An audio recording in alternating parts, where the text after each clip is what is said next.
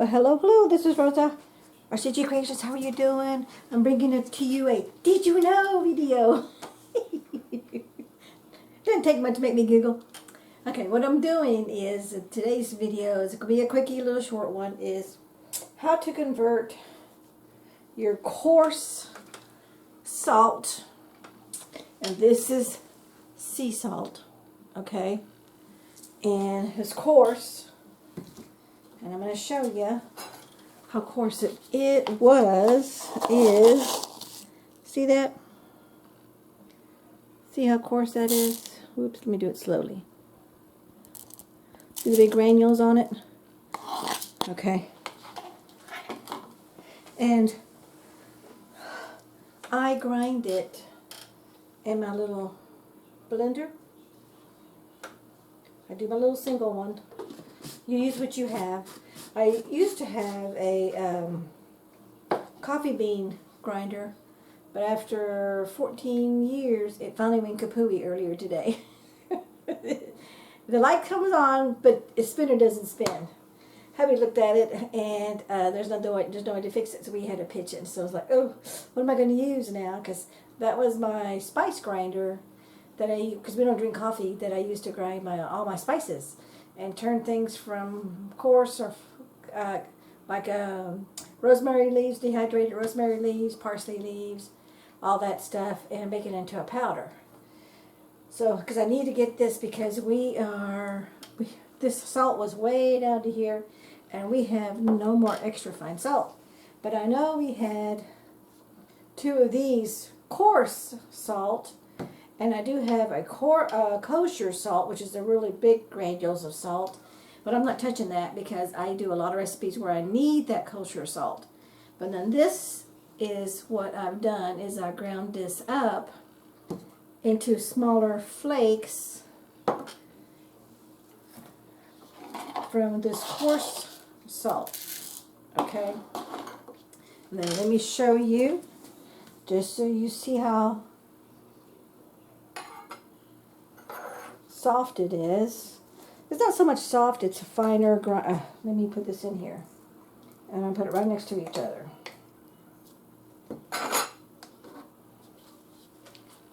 And you see that? Let me see if I can get an angle. Okay, I'm not going to be able to get an angle on this, so I'm going to move the camera.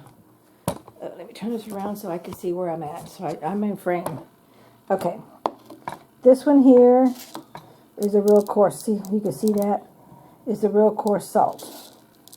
This one here is what I just ground up. And see how much more finer it is? I'm calling this my extra fine salt, which, and I'm going to show you this in just a second. Sorry about the move. Oh, got to turn this around. I already poured the ground up one in here because it was down to here. So here's my little spout, and I'm going to show you. See how fine it comes out? Now I will tell you those, for those of you in the southern areas where you get to be careful with humidity, it will cake on you. So you don't want it into a big powder. You just want it extra fine. So you see that? I'm hoping you can see that where it's coming out. And yeah, you have to shake it a lot, because remember, this is homemade grinding, and it's got no preservatives in it, okay? None whatsoever. So, because if you make sure you read your ingredients, because some salt has the iodine on it, iodized salt, which is not really good for your body. And then this one is sea salt, and let's see, this is here we go. See where it says right here? It was fresh, coarse sea salt. So that was the big granules, what you just saw. But there was, oh, this one here. Sorry about that. I did the same thing with my pink Himalayan salt that I had. Now, I don't know if you're like me, but I'm extremely frugal as much as I possibly can. Yeah, and I have no problem in paying top dollar for something when I know it's got a good quality. But this was 50 cents. It was on the clearance rack. Now the Best By date on here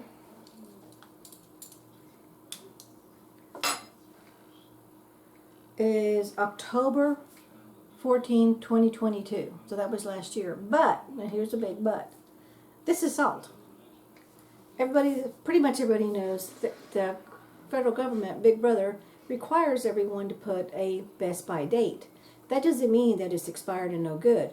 In some products it is, some products it's not. Like dairy, you definitely want to make sure that you use your dairy before the best by or a couple of days afterwards. You know, inspect it, make sure that it's still good before you consume it, because it'll make you sick. This is salt. Now, this pink Himalayan salt and the sea salt were both mined from Mother Earth. It doesn't have a shelf life. It could be in this container, as long as you keep it in a cool, in an airtight container, which is airtight, and it's going to have an unlimited shelf life. There is no expiration date when it comes to salt. Okay, but so I just want to kind of give you a quick little heads up, and then here is my pink Himalayan, and you see that? Look at that. It's into a fine flour. Yeah, there's a couple of bigger chunks of crystals in there, but that's okay, because it's still going to go through my little shifter. Excuse me, my little sifter. Like on this one, here's the spoon measurement, so you can use a spoon.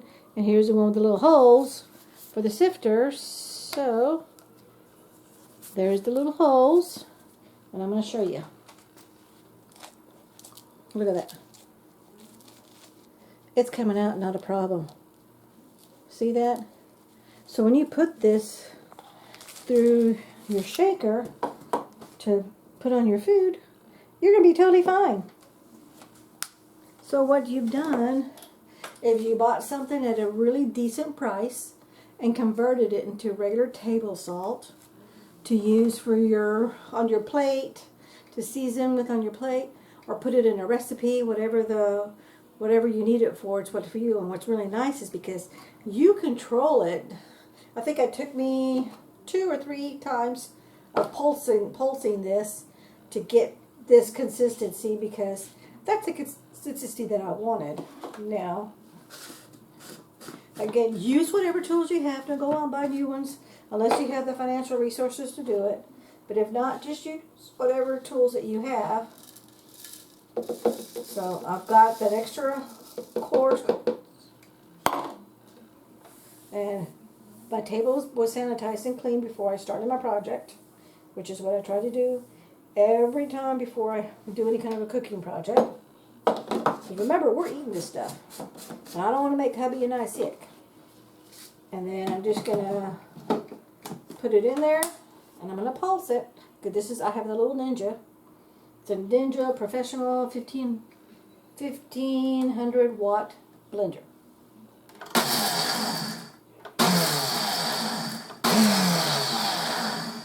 And see that? The consistency is there, and you can, if you wanted to, you can make it into plain fine powder if you wanted to do that. But that's defeating my purpose. I'm just wanting to have extra fine salt, but a good quality salt. And like everything else, everybody out there has an opinion on what's a good quality, what's a not good quality, and I'm a firm believer. Everybody do your own research. You do what you think is best. I personally have no problem with, like I get some Mexico from a Food Town store, and it comes from Mexico. And a lot of these, if you look at your ingredients, see where this is made from. And I knew this is why I had my glasses, my readers here. This one was made in Oxnard. It was packed in the USA by an Oldie Thompson Oxnard, California company. Okay, and the Best Buy on this one is May 2010. Okay, I didn't even take a look at I didn't even look at the label, because it's salt. And for me personally, because I've done a lot of research, many years of research, I have no problem in buying salt that's expired, because it won't go old, it won't go stale, it won't go rancid on me. It will, yes, if it gets wet, because salt is made to be used dry. But if you keep it in a air-proof container, now this is plastic. I won't keep this in plastic for no more than a year. I just won't. This is just me. I won't do it.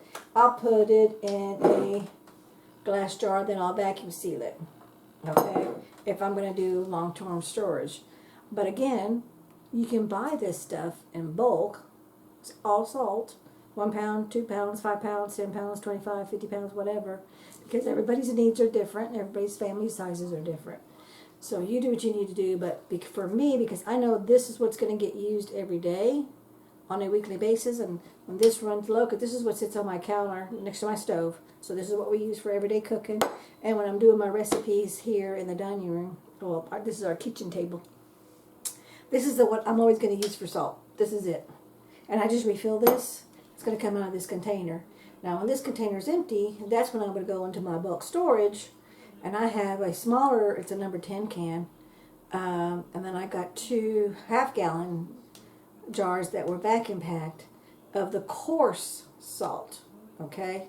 And because it's been vacuum packed and it's in a glass, I know that shelf life on that is is no shelf life. Okay, it doesn't expire, so I'm good to go. And then some of the stuff when I need coarse, I'll leave it as coarse, and when I need extra fine, like I do here, my little salt and pepper shaker, then I'll make it extra fine, and I can do that. And then I did my salt, my pink Himalayan salt, because for a while there, everybody was using the pink Himalayan salt.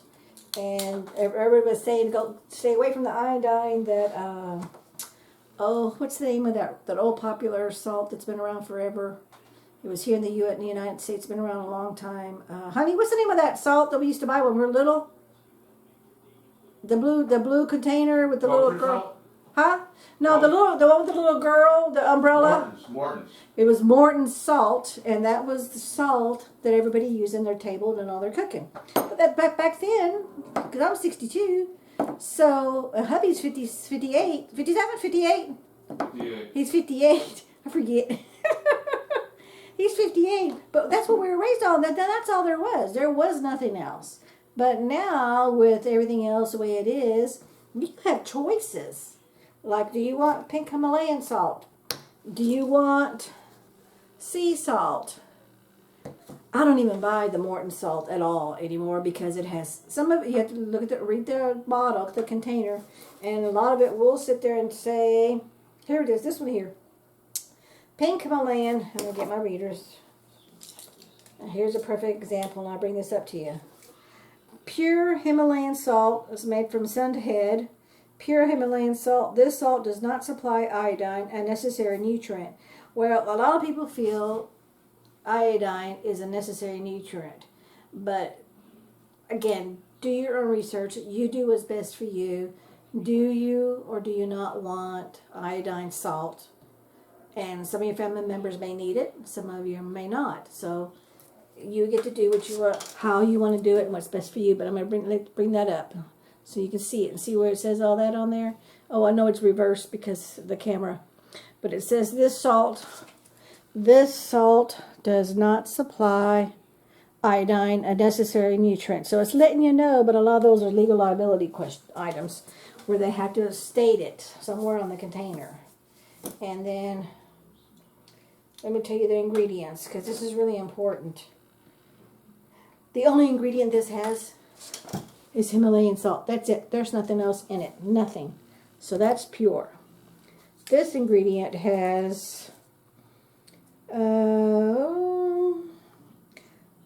nothing. Total fat, 0. Sodium, 500 milligrams. Total carbohydrates, 0. Protein, 0. This has nothing but sea salt. There's nothing else in it. So when you have a product that has nothing else in it, that stuff's good for you. Okay? And again, some people go by taste. And they, no matter if it's good for them or not, they go by what tastes good for them. So I personally have not bought Morton's iodized salt. I would say a good 7, 8 years. Okay? And whenever there's a special, there's a sale, no matter what store I'm at, wherever I'm at, out and about, whatever, or a hubby's out and about, and he says, hey, they have this so-and-so, buy one, get one free type of thing, I'll just ask him, what is it? Does it say iodized or not? And I'll say either, yeah, go ahead and buy it, or no, no, go ahead. And I have no problem in buying the coarse salt because I can turn coarse salt into extra fine salt by just a few minutes of my time. This whole thing, you saw me, it took 3 little pulses and I was done. Okay, so I would say I spent maybe 20 minutes on converting both of these containers from coarse salt to extra fine salt. So for me, if I can save, $4 or $5 that way on those two products, that's almost $10 right there. That I save by buying that in bulk, you save even more. And go ahead and spend the time to make my own extra fine salt because that's what I want, or keep it as coarse, whatever I want to do. So anyway, thank you so much for watching. We'll catch you in the next video. Don't forget to hit like, comment, and share. And I would love to know how do you handle your salt? Do you like pink Himalayan? Do you like the sea salt? Do you like the kosher salt? Do you like the Morton's iodized salt? And did you even know or realize that there was a difference between iodized and non-iodized? And there's a difference between the Himalayan and there's another one that was Becky from Acrehomestead. I'll go to her channel. I'll put a link in her channel in the description box. She did some research, and she's got a post on this, one of her videos, where she visited, I think it was Utah, I believe it was Utah, and they have mining there for salt that's done here in the United States in Utah, and she was an avid pink Himalayan salt user. And she, of course, like everything else, I'm not going to throw away my pink Himalayan salt, but I'm not going to buy it again, okay? I'm only going to be buying my sea salt. And because this has no expiration date, I'm going to continue to use this until it's totally gone. Then once it's gone, I'll throw it away. I'll get my container for something else. I'll use it for something else. And I'm trying to think of the name, but it's some kind of a salt that replaces the Himalayan salt, the pink Himalayan salt, and that's what she uses. I personally have not used that because I haven't ordered it because I'm down to, like I said, I've got at least 2 or 3 more years before I even get there, and maybe one of these days I'll order it too. But it's one of these things that some of these things, there's no sense in having a whole bunch of something when I really know I'm not going to use a whole lot of it. And since we're empty nesters, we don't have a bunch of children. We don't do a lot of entertaining. I'm starting to do a little bit more entertaining, but I don't do a lot. So, but we'll see. Who knows? Maybe 6 months a year from now, I'll end up needing to buy some more salt because I'm running low. And me, I like to have extra stuff in my stash. So when I'm doing a recipe or I'm making something, I don't want to have to be out that ingredient or can't make that item because I don't have all the ingredients. So anyway, here is my take on converting a coarse salt, and I have my little funnel. See my little funnel right here? But since I made it extra fine, it's a little bit hard because it rained today. This whole week, last 3 days it's rained here. We're here in South Texas. And look how easy that was. Oop, there's a little bit left there. So I just made, I just converted this whole jar from coarse salt to extra fine salt to use in my everyday salt shaker. Thank you so much for watching. Take care now. Bye-bye. Here's my little thumbnail of my salt. Take care.